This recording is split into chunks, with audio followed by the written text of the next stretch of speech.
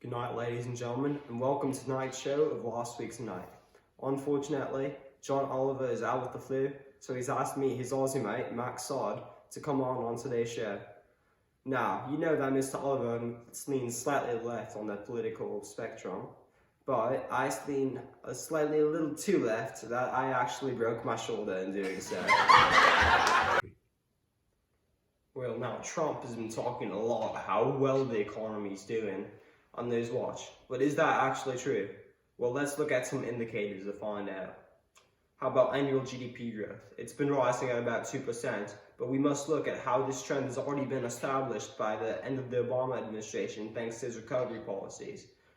There are other indicators that also reflect that trend of improvement under Obama and then with Trump. For example, we can look at the stock market or unemployment, average hourly earnings, and also consumer sentiment.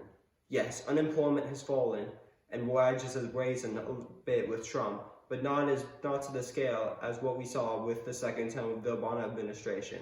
And confidence, it has only held a roughly steady since. Monetary policy has also helped President Trump. While the Fed initially raised rates, it has reversed course recently. Trump may threaten the Fed, but it should praise it for easing and for keeping inflation in check. Now, we must ask ourselves the following questions. Why is the economy doing so well recently? Is it sustainable? Who has benefited from this economic improvement? How responsible is President Trump for this economy's performance? Well, let's answer the first question. Why is it doing so well? Well, part of the reason is because it started from a very good place when Trump became president. To help us analyze further, we have invited on the show Dr. Jeffrey Liebman, who's a Harvard professor and the chief economist at the Office of Management and Budget in the Obama administration.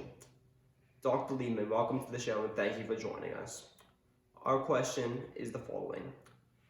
Are President Trump's policies responsible for the recent performance of the American economy, or is it just a continuation of the Obama recovery? Well, I think the most important point is that presidents have relatively little impact on the economy. Sometimes they get lucky with how the economy is doing and sometimes they don't, but much of what happens to the economy is because of things going on in the private sector or beyond the president's control. In this case, I think the economy has been growing at a pretty steady rate, really since President Obama passed the Recovery Act, and that went into effect in 2009.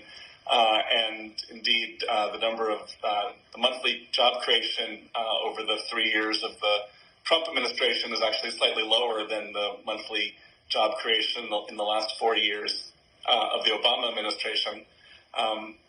So I think it is the case that Trump's tax cuts did boost the economy for a short period of time through Keynesian mechanisms, but I don't think Trump gets much credit for what's going on. And I think the best evidence for that is how much the stock market falls every time he tries to do something like putting on new tariffs.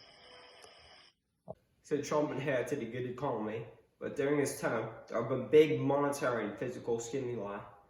As you can see in his graph, Trump is increasing the deficit in the midst of an expansion. We now have the largest deficit in an expansion in 50 years. 5-0.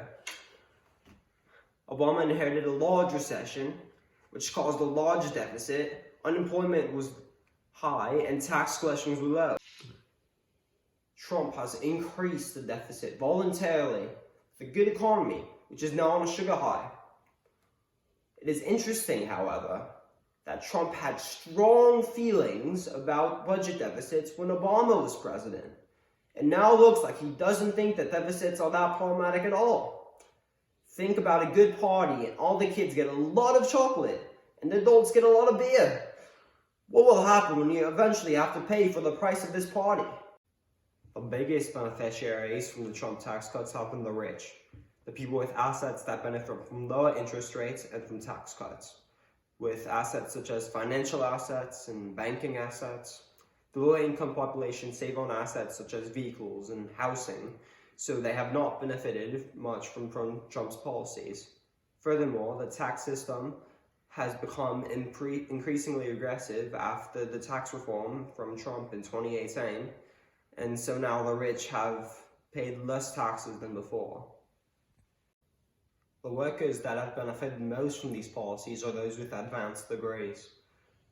As can be seen from this graph, there have been almost no job creation for those workers with less than a high school degree. It is not only net government spending that matters, but composition. The government is spending less on the poor, for example, by attempting to cut funding for food stamps and housing assistance programs, all while cutting taxes for the rich. This is not an efficient way to boost growth. This is Hood Robin, not Robin Hood.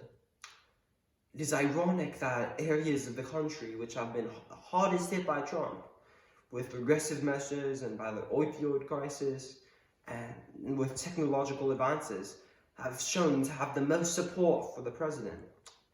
Trump's base is composed of less educated workers with manufacturing jobs. Manufacturing, trade, and mining sectors have recently lost jobs as compared to other sectors in the economy. For example, in 1923, there are a total of 863,000 coal mining jobs, and as recently as 2016, there have been a minimum of 48,000 jobs. And since then, Trump has added 4,500 jobs in coal mining, which is very modest growth in an area that's very popular among his base. These jobs are never getting back since energy from natural gas is much cheaper. Consumption, be it public or private, is more fun when you don't actually have to pay for it, right? Like imagine not having to pay for chocolate milk or Nike Vaporfly Next%. This is what happens over the past 7 years, and especially over the past 3 years. For Trump to take credit for the party but not actually have to pay for it and hand the bill to his successor is borderline criminal. Now, what is Trump doing well for the economy? On the margin, lower taxes and less regulation have boosted investment in general, and specifically in the sectors with less regulation, such as energy and financial sectors. However, the effects have been minor, as investment in these sectors has only grown modestly versus their prior trend. These will have future costs in the environment which have not been accounted for. Harvesting in the hearts for pandas has increased the GDP, but is it, of course, worth it to kill pandas? In the manufacturing sector, the nature of the economy has been changed.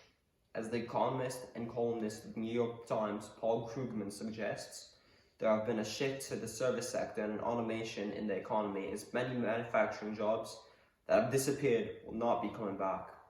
The economy has been changed forever in this way. There are signs that the party may be ending soon. They are turning off the lights and the music is getting worse. Wage growth is slowing and confidence measures have stopped improving. Furthermore, the rally in the stock market is due to company buybacks and has not translated into any more investments that benefit the working classes. I'll leave you now with the words from Trump during the State of the Union address, and hoping that you will vote Democrat and do whatever it is in your power to make sure that Trump does not get a second term. This is Max Odd signing off. Good night, ladies and gents, and good luck. Poverty is plummeting, crime is falling, confidence is surging, our borders are secure, our families are flourishing, our values are renewed, our pride is restored. And for all of these reasons, I say to the people of our great country and to the members of Congress, the state of our union is stronger than ever before.